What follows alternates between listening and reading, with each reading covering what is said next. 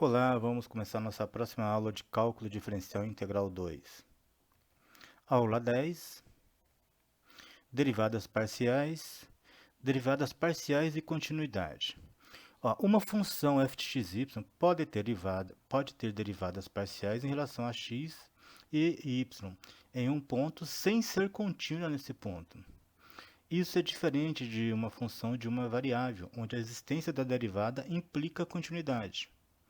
Contudo, se as derivadas parciais f de x e y existirem e forem contínuas em um disco centrado em x0 e y0, então f será contínua em x0 e y0.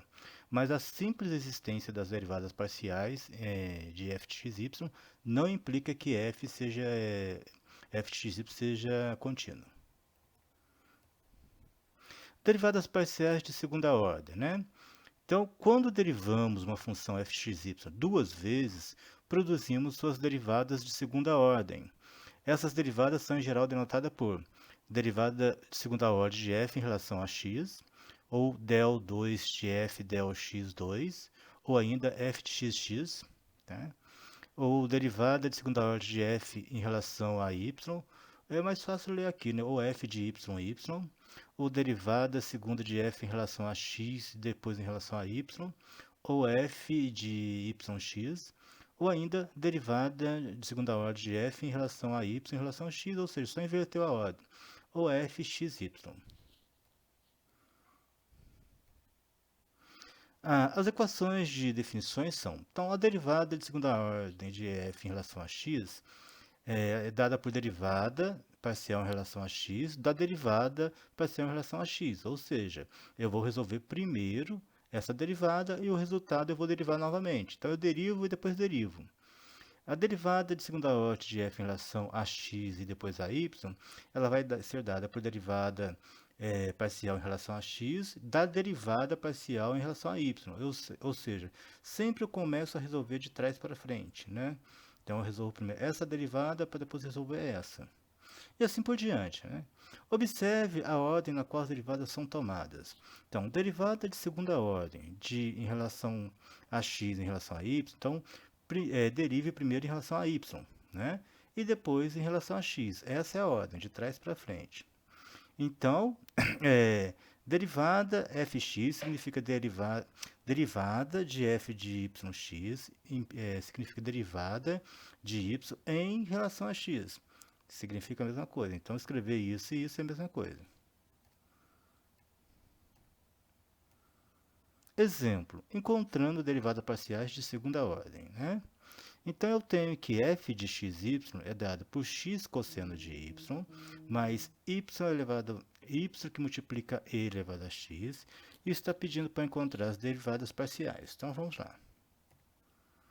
Então, essa é a função, né? f de xy é x que multiplica cosseno de y mais y vezes e elevado a x.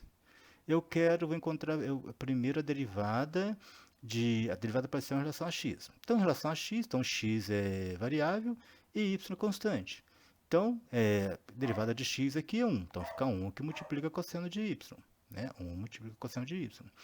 Derivada e elevado a x é constante, então eu não vou derivar. Eu vou derivar a y. Desculpa, não estou derivando em relação a x. Vou derivar em relação a x, né?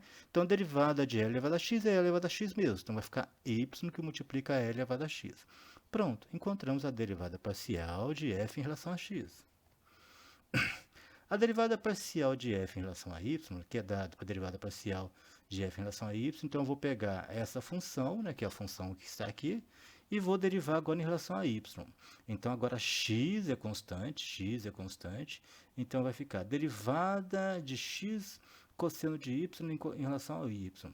Derivada de cosseno de y é menos seno de y, né, vezes o x que já está aqui. Então, vai ficar menos x seno de y. Derivada de y aqui é 1, então eu vou continuar 1 vezes 1 que multiplica L elevado a x. Pronto. Encontramos a derivada parcial de f em relação a x, encontramos a derivada parcial de f em relação a y. Agora, vamos encontrar a derivada parcial derivada parcial de f em relação a y a x, ou seja, derivada parcial em relação a y da derivada parcial de f em relação a x. Nós já encontramos a derivada parcial de f em relação a x. Cadê ela? Aqui.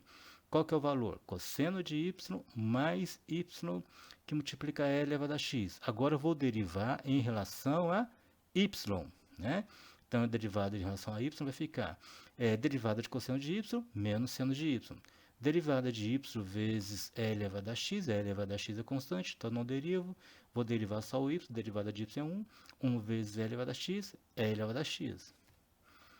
Então, agora eu vou encontrar a derivada segunda de f em relação a x2, x ao quadrado. Por quê? Eu vou derivar em relação a x e depois vou derivar em relação a x novamente. Então, eu vou pegar a derivada parcial em relação a x da derivada que eu já encontrei de f em relação a x. Cadê a derivada parcial de f em relação a x? Está aqui, né? Então, agora eu vou derivar de novo em relação a x. Então, cosseno de y não tem x, é constante, derivada de constante é zero. Derivada de y é elevado a x em relação a x, derivada de e elevado a x é e elevado a x mesmo, então continua y que multiplica e elevado a x. Agora nós temos a derivada segunda de f em relação a x em relação a y. Então eu vou derivar, fazer derivada parcial em relação a x de quem? Da derivada parcial em relação a y.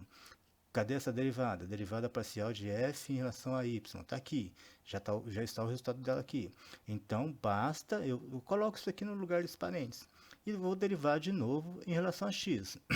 Então, derivada de menos x seno de y em relação a x é menos seno de y. Menos seno de y.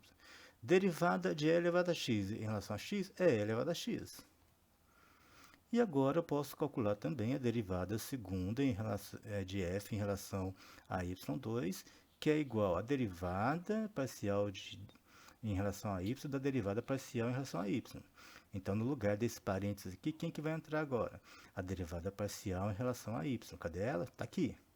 Né? Então, agora eu vou derivar de novo em relação a y. Então, fica menos x, seno de y, derivada em relação a y, derivada de seno de y é cosseno de y. Então, vai ficar menos, cadê? Menos x cosseno de y. E elevado a x, derivada de e elevado a x em relação a y é zero, passou a ser constante. Então, ficou só menos x cosseno de y.